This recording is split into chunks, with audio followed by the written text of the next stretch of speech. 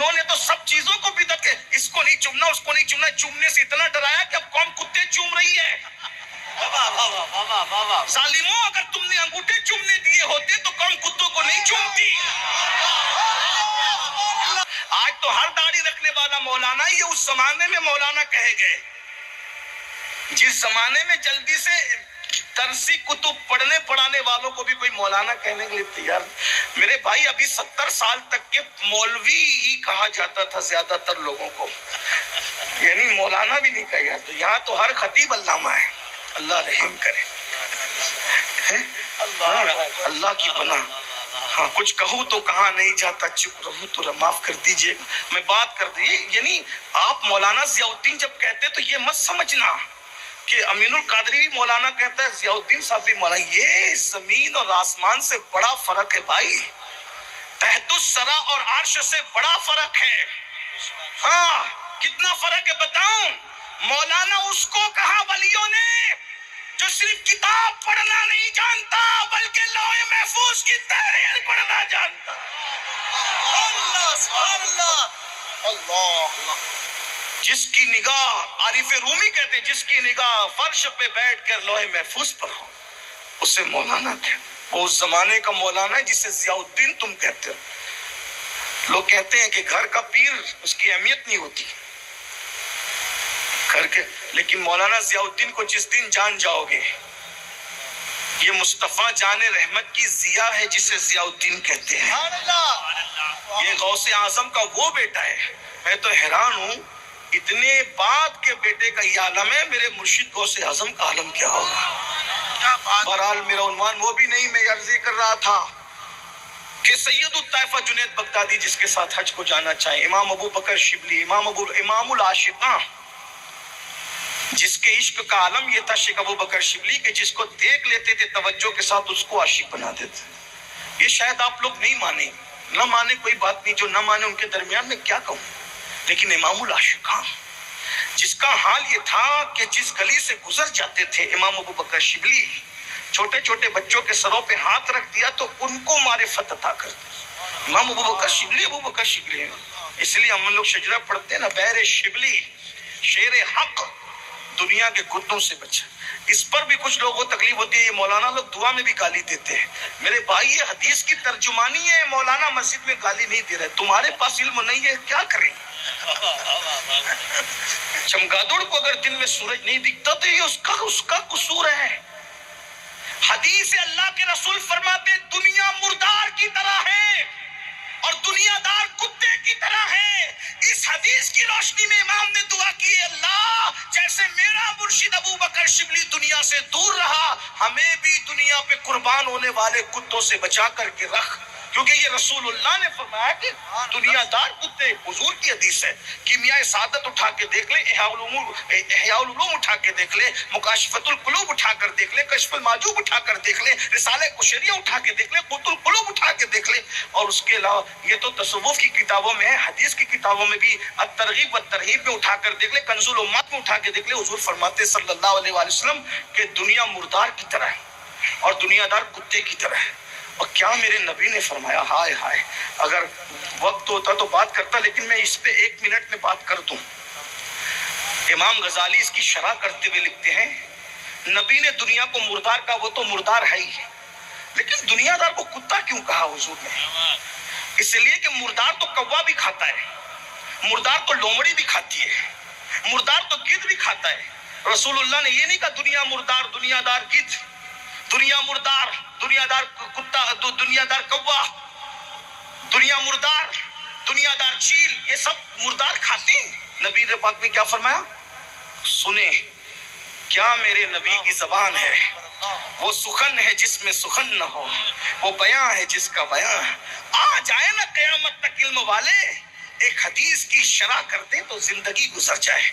میں نثار تیرے کلام پر ملی یوں تو کس کو زبان نہیں، وہ سخن ہے جس میں سخن نہ ہو، وہ بیان ہے جس کا بیان نہیں، فصحا عرب کے بڑے بڑے تیرے آگے یوں ہے دبے لچے، کوئی جانے منہ میں زبان نہیں بلکہ جسم میں جان نہیں، تو دل چاہتا ہے کروں تیرے نام پہ جا فدا، کروں تیرے نام پہ جا فدا، کروں تیرے نام پہ جا فدا، ارے نہ بس ایک جان دو جہاں فدا تو جہاں سے بھی نہیں، جی بھرا کروں کیا کروڑوں جہاں نہیں۔ ہمارے نبی کی زبان سے نکل گیا، جاؤ تحقیق اور ریسرچ کرتے رہو، زندگی ختم ہوگی۔ ایک حدیث کو ایسا سمیٹا ہے، سمندروں کو سمیٹا ہے، سمندر کو نہیں سمندروں کو سمیٹا ہے۔ کوا نہیں کہا، گید نہیں کہا، چیل نہیں کہا، کیا کہا؟ کتا۔ امام غزالی کہتے کتا کہنے کی حکمت کیا تھی؟ یہ نبی کی شان ہے۔ حالانکہ جس دور میں یہ بات کہی جا رہی تھی اس دور میں کتے جنگلوں میں رہا کرتے تھے، کتے بستیوں میں تو آج آئے ہیں آپ کے کرم کی وجہ سے۔ ہنسنے کی بات نہیں ہے، ماں باپ کو گھر کے باہر نکال کے کتوں کو بستر میں لے کے سو رہے ہو، یہ تمہارا کرم ہے۔ ماں باپ کھانے کو مانگے تو کہتے سب تم پہ خرچہ کر دیں، اور کتوں کے لیے مال سے کھانا منگواتے ہو، کتوں کے لیے جو ہے آن لائن آرڈر کرتے ہو، کتوں کو لاکھوں روپے میں خرید رہے ہو، ماں باپ کو بے آبرو میں بیچ دیا اور کتوں کو لاکھوں روپے میں خرید رہے، کتوں کی منڈیاں لگ رہی اور ایمان پہ خاتمہ ہونے کا سوچ رہے۔ وہ کتے، جہاں کتا ہو وہاں رحمت کے فرشتے نہیں۔ دروازے پہ کتا بٹھا رکھا ہے۔ کتا پالنے کے لیے بھی علماء نے کچھ شرائط بیان کی، بغیر عذر کے کتا پالنے کی اجازت نہیں۔ کتا پالنا فیشن ہے، کتوں کو کاروں میں لے کے گھوم رہے ہو، ماں باپ کو اولڈ ہاؤس پہ پہنچا رکھا ہے، کتوں کو چوم رہے ہو، بیماریاں نہ پھیلے گی؟ کتے چومنے کی چیز تھی، چومنے کے تو ماں باپ کے ہاتھ تھے، چومنے کی چیز تو ماں باپ کے ہاتھ تھے، جس کے ہاتھوں کو چومنا جنت کی چوکھٹ چومنے کے مترادف قرار دیا گیا۔ چومنے کی چیز تو ماں باپ کے قدم تھے، ارے چومنے کی چیز تو غریب نواز کی چوکھٹ تھی، چومنے کی چیز تو غوث پاک کی چوکھٹ تھی۔ صاحب بہجت الاسرار لکھتے بڑے بڑے محدثین غریب غوث پاک کی چوکھٹ چوم کر اندر جاتے تھے، اور چوکھٹ چومنے سے خدا نے بہتوں کو ولایت عطا کر دی۔ لیکن 1857 کے بعد کے پرائے مال کو کیا کہیں گے؟ انہوں نے تو سب چیزوں کو بدعت ہے، اس کو نہیں چومنا، اس کو نہیں چومنا، چومنے سے اتنا ڈرایا کہ اب قوم کتے چوم رہی ہے۔ ظالموں، اگر تم نے انگوٹھے چومنے دیے ہوتے تو قوم کتوں کو نہیں چومتی، اگر تم نے ماں باپ کے ہاتھ اور پیر چومنے دیے ہوتے تو قوم کتے بلیوں کو نہیں چومتی۔ اس لیے کہ انرجی ایک طرف جب مثبت پہ خرچ ہوتی ہے تو انسان منفی کی طرف نہیں جاتا۔ الحمدللہ میں شکر کے طور پہ کہہ رہا ہوں، آج بھی اکثریت ان کی جو انگوٹھے چومتے ہیں ان میں سے کوئی کتے کو چومتا نظر نہیں آ رہا۔ نعرہ تکبیر، نعرہ رسالت، نعرہ رسالت، نعرہ رسالت۔ جو ماں باپ کے ہاتھ پیر چومتے ہیں، ایک بات کہوں، یہ مکافات عمل ہے۔ قدرت بڑی غیرت مند ہے، کہ میرے یاروں کی چوکھٹ کو چومنے کو شرک کہو گے تو پھر کسی اور کو چومواؤں گا۔ من یہدہ اللہ فلا مضل لہ ومن یضلل فلا ہادی لہ۔ قدرت بہت باغیرت ہے، قدرت بہت باغیرت ہے، قدرت کی غیرت بہت ہے، وہ بہت غیور ہے۔ اس کے یاروں سے رخ پھیرو گے تو کدھر جاؤ گے؟ جو تیرے در سے یار پھرتے ہیں در بدر یوں ہی خار پھرتے۔ کربلا میں بیٹھنے والوں یہ نہیں کہنا کہ سید لوگوں کو گالی دے، نہیں، میں کسی کو گالی نہیں، جو چومنے سے منع کرتے ہیں میرا اختلاف ان سے ہے۔ اب چیک کرو کون کرتے ہیں، وہ جانے آپ جانے، لیکن اتنا ضرور ہم تو انگوٹھے چوم اور خوش ہیں۔ وجہ اس لیے کہ یہ سنت صدیق ہے، اور نبی نے انگوٹھا چومنے پہ مسکرایا ہے۔ پہلی بار صدیق اکبر نے، سب سے پہلے انگوٹھا چومنے والے صدیق اکبر ہیں، امت کا سب سے بڑا عاشق، افضل البشر بعد الانبیاء بالتحقیق۔ لوگ کہتے ہیں کس کتاب میں لکھا؟ میں نے کہا ابو بکر صدیق نے کون سی کتاب میں پڑھا تھا؟ کچھ چیزیں ایسی ہیں جو صرف کتاب محبت میں ہوتی ہے، وہ کاغذ کی کتابوں میں نہیں ہوتی۔ جب عشق سکھاتا ہے آداب خود آگاہی، کھلتے ہیں غلاموں پر اسرار شہنشاہی۔ عشق عشق ہے، عشق کر کے تو دیکھو۔ تو بہرحال صدیق نے انگوٹھا چوما، حضور نے مسکرایا۔ پتا چلا جو انگوٹھا چومتا ہے، ہماری عقیدتیں کہتی ہے کہ آج بھی حضور مسکراتے ہیں۔ چوم لیا کرو نا بھائی، جو دل میں لوگ کتا چومنے نہیں شرماتے، उन दिनों में अगर आप अंगूठे चूम रहे हो वो भी महबूब के नाम पे, लब पे आ जाता है जब नामे जनाब, मुंह में घुल जाता है शहदे नायाब, वश्त में हो के हमें जा बेताब, अपने लब चूम लिया करते हैं। बहरहाल हुजूर ने मुस्कुराया, फिर अजान खत्म हो गई तो लोगों से पूछा, देखा मेरे यार ने क्या किया? ये या रसूल अल्लाह क्या किया? आका फरमाते हैं उसने अंगूठे चूमे मेरा नाम सुनकर, कि अगर कोई ये ऐसा करेगा मेरे अबू बकर के तरीक पर तो इंशाअल्लाह मैं क़यामत के दिन उसकी शफाअत करूंगा।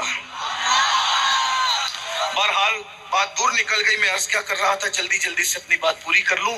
मेरे आका सल्लल्लाहु अलैहि वसल्लम के दीवानों, तो याद रखिए कुत्तों को पालने से, कुत्तों को घर में लेकर रखने से बचे। तो अल्लाह के रसूल अलैहि सलाम ने उस दौर में जब कुत्ते घरों में नहीं होते थे, कुत्ते मोहल्लों में नहीं, जंगलों में ज्यादातर कुत्ते रहते थे, तो उस फरमाया कुत्ता दुनियादार कुत्ते की तरह और दुनिया मुर्दार की। अब इमाम गजाली तशरीफ है, गजाली भी फिर गजाली है। उस दौर में 500 किताबों के मुसन्निफ इमाम गजाली।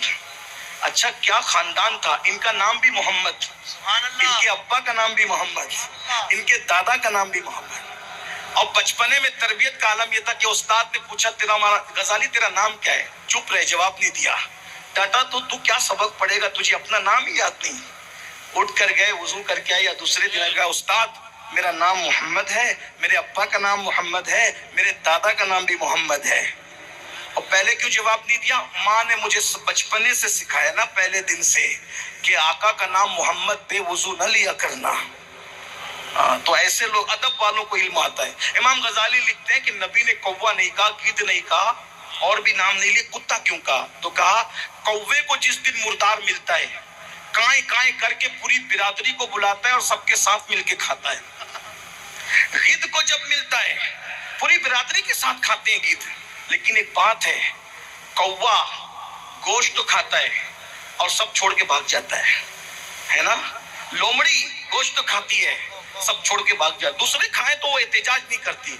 लेकिन कुत्ता ऐसा है, नंबर 1, जब उसको मुर्दार मिलता है तो सगे भाई को भी भूल जाता है, और अगर आ जाए तो भौंक भौंक कर भगा देता है, और फिर चमड़ा भी खुद ही खाता है, गोश्त भी खुद ही खाता है, हड्डी भी खुद ही खाता है, सब हड़प कर जाता है, किसी को खाने नहीं देता। हुजूर फरमाते हैं दुनियादार भी ऐसे ही होते हैं, जिनके दिल में दुनिया की मोहब्बत पैदा होती है, फिर वो रिश्तों को भूल जाते हैं। नहीं देखते आज सगे भाई पे जादू हो रहा है दुनिया की मोहब्बत की वजह से, सगे भाई से बात बंद है दुनिया की मोहब्बत की वजह से। तो बहरहाल इमाम अबू बकर शिबली, बैर शिबली, शेर हक, दुनिया के कुत्तों से बचा, एक का रख अब्दे वाहिद बेरिया के वास्ते।